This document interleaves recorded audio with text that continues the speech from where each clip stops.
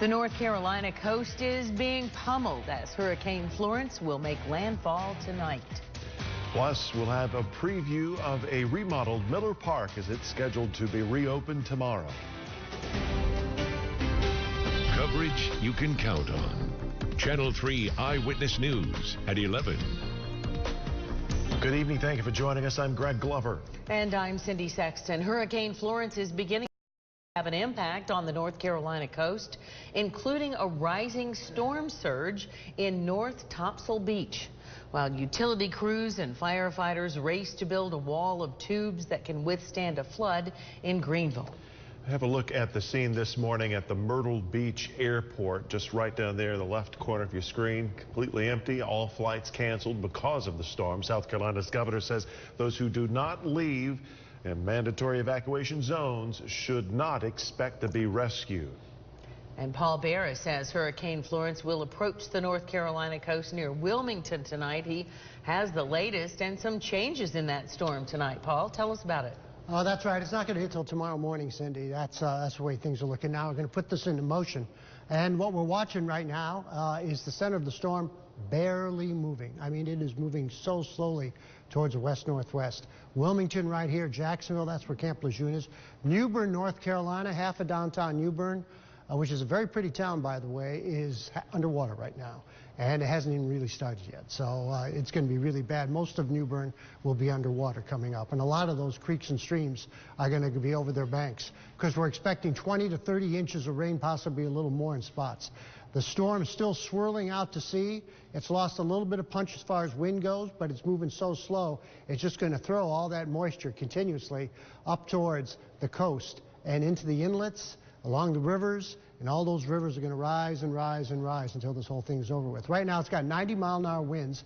We're expected to go over Wilmington tomorrow morning, probably around noon, then head towards Myrtle Beach. It'll drop down to a tropical storm, and then be somewhere near Columbia coming up Saturday night, Columbia, South Carolina, and then head off towards western part of North Carolina and right along the border between Tennessee and probably just a little bit to the west of Asheville. Then it heads into Kentucky, and then it's up into Pennsylvania and all the way up into New York State and maybe New England. But it's much, much weaker by then. It's not a real big problem.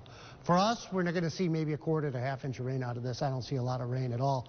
But North Carolina, South Carolina are going to get absolutely hammered. It'll be record-setting, folks, especially for North Carolina. It's going to be more rain than they had with Hurricane Floyd, and that was a disaster. So we'll tell you more coming up about our weather in just a few minutes. Paul, thank you. And once again, Hurricane Florence downgraded to a Category 1 storm with 90-mile-an-hour winds just a few minutes ago. But as he said, while that may reduce some of the wind damage, the volume of water coming down with that storm is just going to be incredible. Slow-moving storm. Paul showed us the assault started along the southeastern seaboard, and the worst is still to come. Jay Gray is in the middle of the strike zone tonight, Carolina Beach, North Carolina, in the area where the storm's expected to make landfall.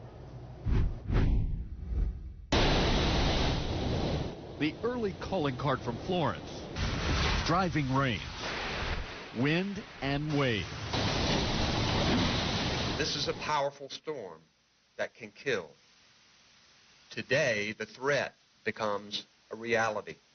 And this is just the beginning. Roads have already been washed over. Communities from Virginia through the Carolinas are filling up, water pushing into places it's not supposed to be, and more is on the way. The first bands of the storm are upon us, but we have days more to go. The massive storm is expected to linger. Let's get out of here. This is enormously dangerous. Meandering along the coast for 36 to 48 hours, battering communities across the strike zone. Jay Gray, NBC News, Carolina Beach, North Carolina. The eye of the storm still off the shoreline, but already tens of thousands are without power. That number, of course, will grow as Florence continues her charge across the coast. Every county in Georgia is under a state of emergency to help get resources where they are needed. Governor Nathan Deal is encouraging Georgians to be prepared for the inland effects of the storm, as well as the storm surge in coastal areas. His order eases regulations on trucks hauling gasoline and relief supplies into the state. The governor says there's a real concern for some communities in harm's way. Vice President Mike Pence did not travel to Georgia today as he had planned. The cancellation of his trip, of course, was because of Hurricane Florence. The Vice President is staying in Washington to monitor the federal response to the storm. He had been scheduled to hold a campaign event for Brian Kemp, who's running against Stacey Abrams for governor. The Tennessee Emergency Management Agency is deploying a team of emergency support professionals, they called them. They left today for Columbia, South Carolina. They're going to be providing specialized assistance in the Emergency Operations Center there. The 7 team members are going to be assigned logistics planning, public information, and recovery throughout the emergency on the Carolina coast. 3 Red Cross shelters have been opened for evacuees in Tennessee, including one here in Chattanooga. The shelter is at the Brainerd Youth and Family Development Center. Hamilton County emergency management officials are preparing for those who may make their way to the Tennessee Valley seeking shelter. Red Cross officials aren't sure how many evacuees will need this in Brainerd, but they are ready for hundreds just in case. And residents in the Tennessee Valley are opening their homes to Hurricane Florence evacuees. They're doing that for free through Airbnb's Open Homes program. It's their disaster relief program that connects Airbnb hosts with evacuees and first responders. They started the program after Hurricane Sandy. Adam Haney, who owns a home in Chattanooga's South Side, has already been contacted by someone from Charleston, South Carolina. I was empathetic to the fact that somebody, that was trying to get out of the path of the storm really needed a place to stay, and so I was glad that Airbnb was able to kind of connect me with somebody that I could help. Haney's preparing his home for the evacuees who are making their way to Chattanooga either tonight or tomorrow. The program's going to be going on from now until the beginning of next month.